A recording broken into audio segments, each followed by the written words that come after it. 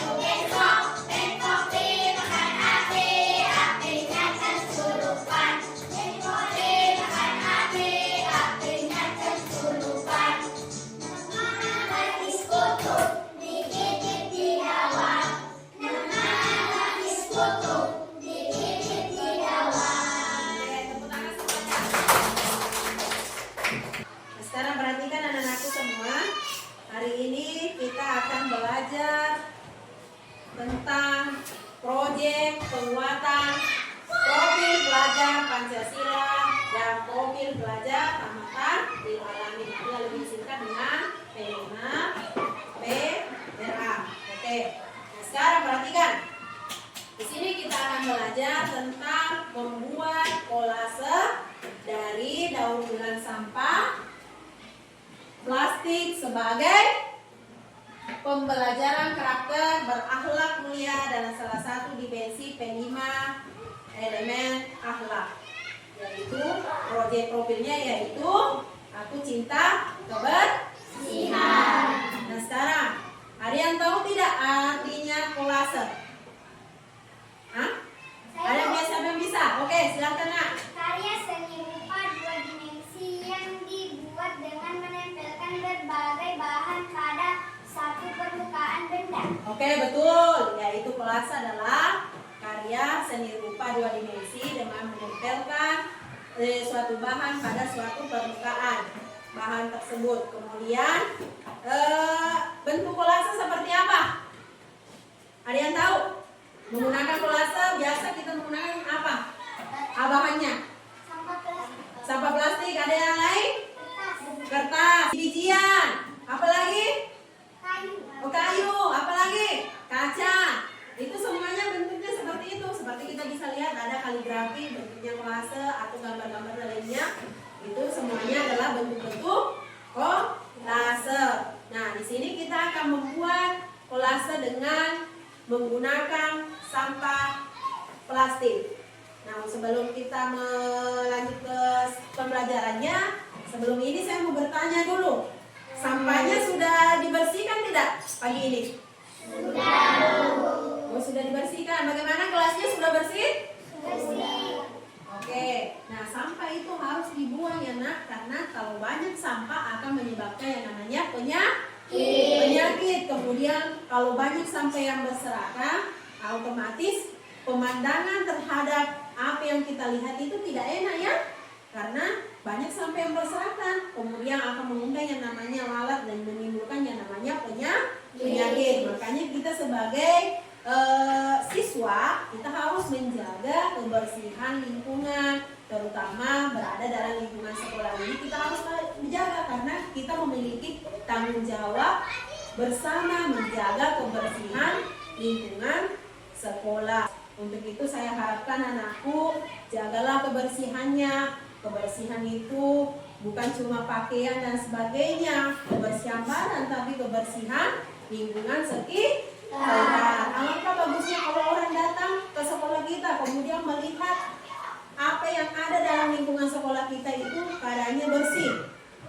Nah, sekarang sebelum kita lanjut kepada materinya, kita dulu menyanyikan lagu profil pelajar Pancasila. Untuk itu saya persilakan kepada anakku semua, silakan berdiri.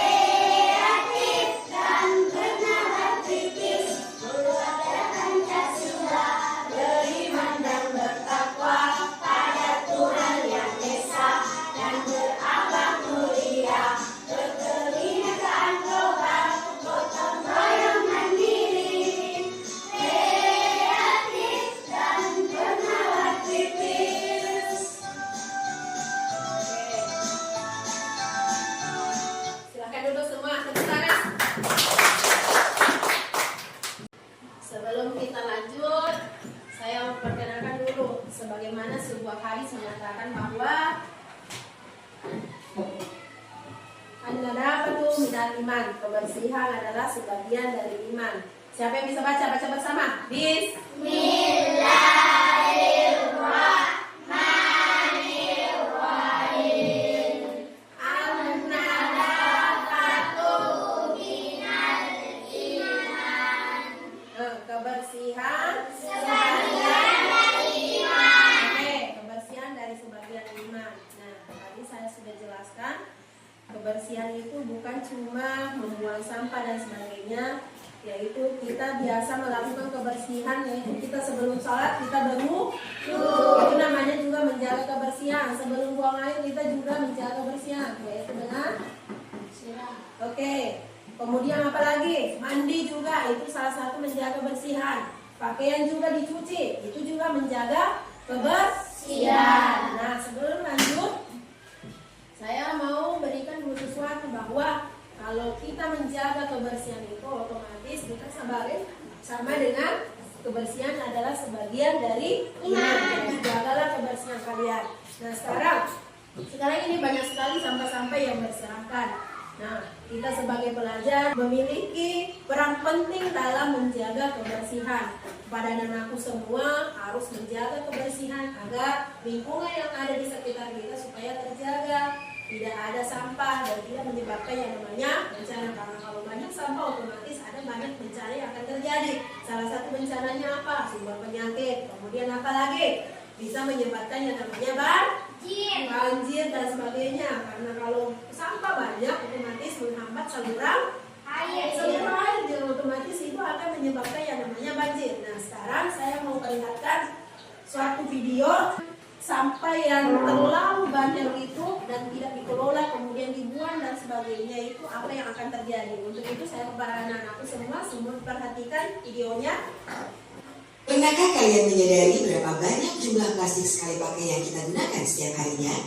Mulai dari tas belanja plastik, sedotan plastik, kemasan makanan dan minuman, serta masih banyak lagi produk berbahan dasar plastik yang lainnya.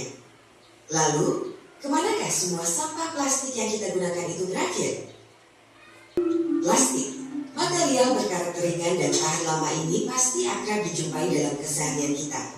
Selain praktis, plastik sangat digemari karena harganya yang relatif murah dan mudah didapatkan. Namun sifatnya yang tidak mudah rusak membuat plastik sulit terurai sehingga tidak ramah lingkungan. Sebagian plastik berasal dari material alami seperti minyak bumi dan karet yang dimodifikasi secara kimia. Dengan mengurangi pemakaian tas plastik, berarti kita juga mengurangi konsumsi bahan bakar minyak yang merupakan salah satu sumber energi non-renewable.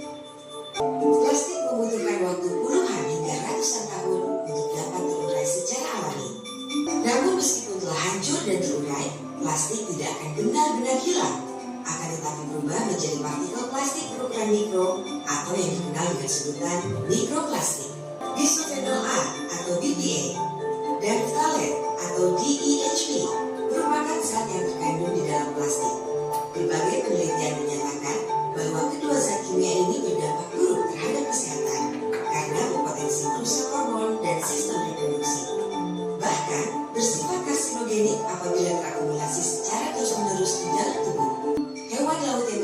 bagian dari rantai makanan akan menelan plastik termasuk partikel racun di dalamnya, yang kemudian pada akhirnya kembali ke atas piring yang kita makan.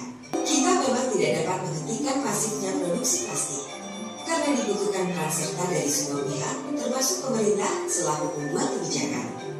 Lalu, apa yang dapat kita lakukan? Semua orang dapat menerapkan prinsip 3R dalam keseharian.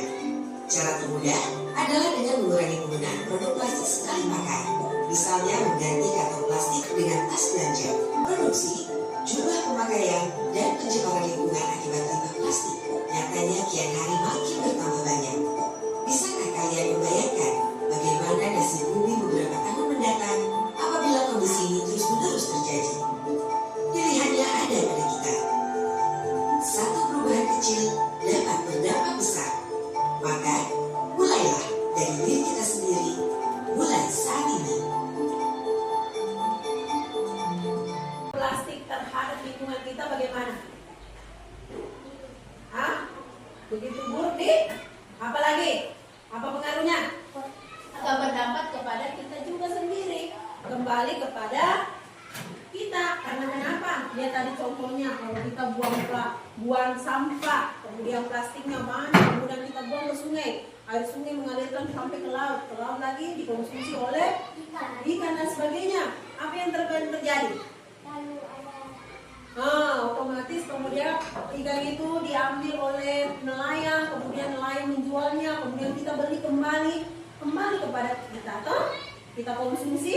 Apa yang menyebabkan itu salah satu semua penyebabnya. Makanya saya bilang kalau kita untuk mengurangi sampah plastik, kita menggunakan tas yang mengganti tas dengan tidak menggunakan plastik, supaya mengurangi plastik yang dalam pemakaian. Kemudian apa lagi? Memanfaatkan sampah plastik dengan bentuk kerajinan dan sebagainya. Itu juga salah satu cara untuk mengurangi sampah plastik. Nah, disinilah kita akan belajar tentang cara mengolah sampah plastik, yaitu dengan menggunakan kolase dengan menggunakan sampah plastik, yaitu memanfaatkannya dengan menempelkannya pada satu permukaan. Nah, sekarang di sini kita akan buat tentang cara membuat kolase dan menggunakan sampah plastik. Perhatikan kepada anak-anakku semua. Halo guys, kali ini aku membuat karya seni berbentuk kolase. Ini aku membuatnya dari plastik bekas bungkus jajanan guys. Nah, ini dia plastik bekasnya. Kita susun menjadi bentuk kolase. Sebelum kita mulai membuatnya, kita siapkan dulu alat dan bahannya ya guys. Tentu saja kertas, kemudian bekas. Ini aku pakai bekas jajanan ya guys, plastik bekas jajanan, kemudian spidol, lem, dan gunting. Untuk lemnya aku memakai lem foam atau lem kayu guys. Jika kalian pakai lem kertas juga bisa kok. Sekarang kita mulai membuatnya. Pertama, kita buat dulu sketsanya ya guys. Di sini aku akan membuat bentuk rumah. Nah, ini aku gambar dulu sketsanya yang simpel saja ya guys, biar gampang nanti untuk membuat kolasenya. Nah, seperti ini saja, rumah sederhana, ada pintu dan jendela. Kemudian kita ambil plastik bekas jajanannya ya guys. Oh ya, selain plastik bekas jajanan bisa juga memakai plastik bekas lain ya guys. Misalnya plastik bekas sabun atau kemasan lain atau permen gitu ya guys. Kemudian kita potong kecil-kecil guys seperti ini. Nah, potongan plastiknya kayaknya udah cukup. Selanjutnya kita beri lem di bagian sketsa yang tadi sudah kita buat. Kita ratakan lemnya, bisa pakai kuas seperti ini ya guys, atau bisa juga pakai yang lain seperti lidi atau stick es krim. Nah, jika sudah rata, jangan semuanya dulu ya guys, jadi sedikit-sedikit saja, karena nantinya khawatir lemnya lebih duluan mengeras ya guys, nanti tidak bisa menempel. Nah, sekarang tinggal kita tempel satu-satu seperti ini guys. Oh ya, untuk atapnya di sini aku pakai warna merah dulu guys. Kita susun warna merah dan lebih gampang menyusunnya dari pinggir ya guys. Seperti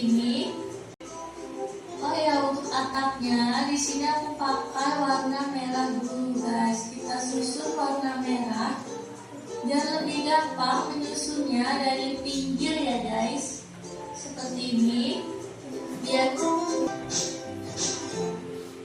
Itu tadi contoh membuat kolase dengan menggunakan sampah sampah plastik. Di sini kita akan mengetahui bahwa siswa diharapkan lebih peka dan lebih memperhatikan lingkungan sekitar agar dapat memanfaatkan sampah plastik sebagai pembelajaran karakter, berakhlak mulia, dan salah satu dimensi pengguna elemen akhlak terhadap alam, serta menciptakan kreativitas pada peserta didik agar dapat memanfaatkan sampah plastik dari sekeliling yang mereka temui menjadi barang yang lebih bermanfaat dan lebih berguna. Nah, untuk itu kita mulai membuat kolase. Saya mau bertanya, semua sudah bawa paham tidak? Sudah. Oke, silakan kasih naik semua bahannya. Bawa lem? Bawa gunting? Oke, saya persilakan kepada anak-anakku semua, silakan dikerja.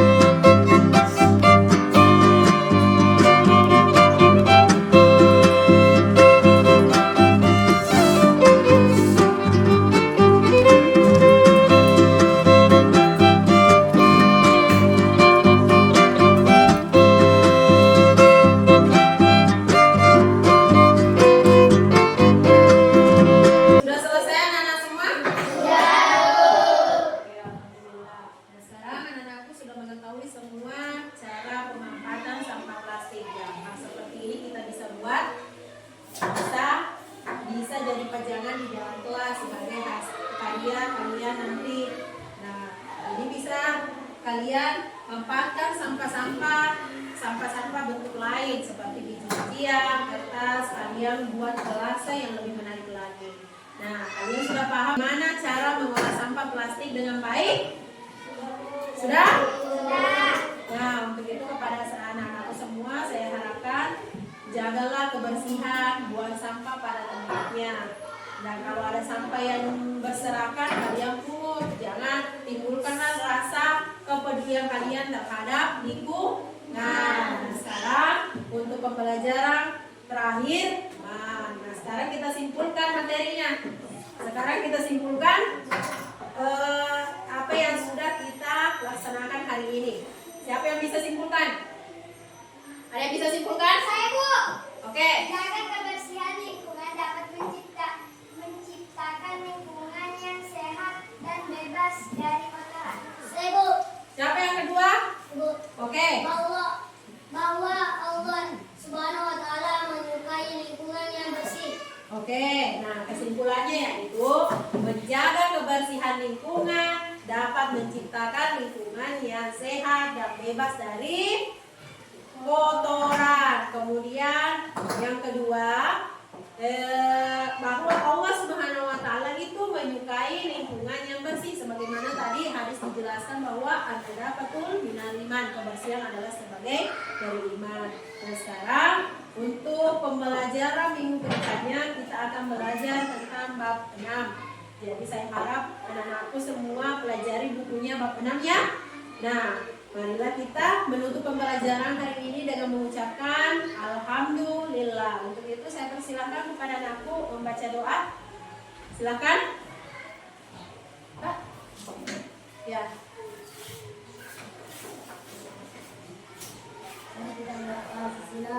Doa dimulai.